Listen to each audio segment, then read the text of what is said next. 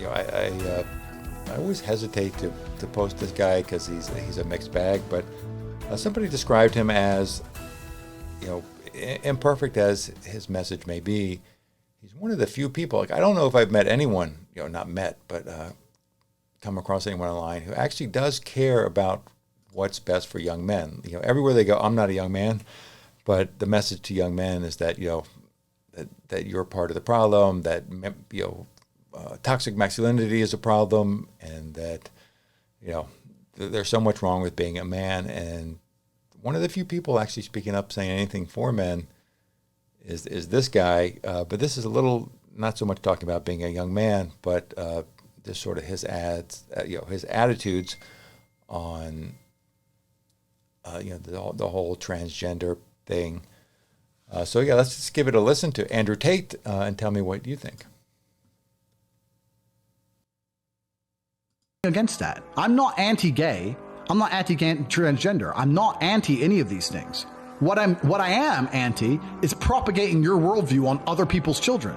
If you're gay and you can't have kids, why do you now believe it's your right to go to other people's kids and tell them how to think? If you've decided that the type of sex you want to have will prevent you from procreating, that's your decision, right? You've decided that having sex with women isn't worth it for you. You don't want to have children. You want to have sex with men. Fine, your decision, and you're entitled to it. That does not give you the entitlement to go to other people's families who did decide to have children and raise them and try and program their children. Leave the kids alone. You can be as transgender as you like. Don't come talk to my kid about it. That's my child.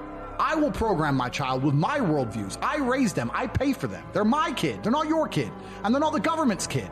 Leave the kids alone.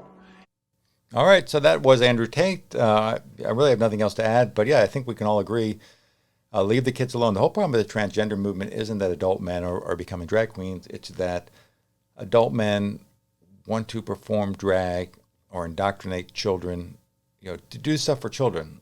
And that's just, who would ever want to do a sexualized drag, any kind of sexualized dance in front of someone else's children? But that's what a lot of these drag shows are. So anyway, that's my basically on that issue. On most of it, I do agree with Andrew Tate. What are your thoughts? Leave them in the comments below.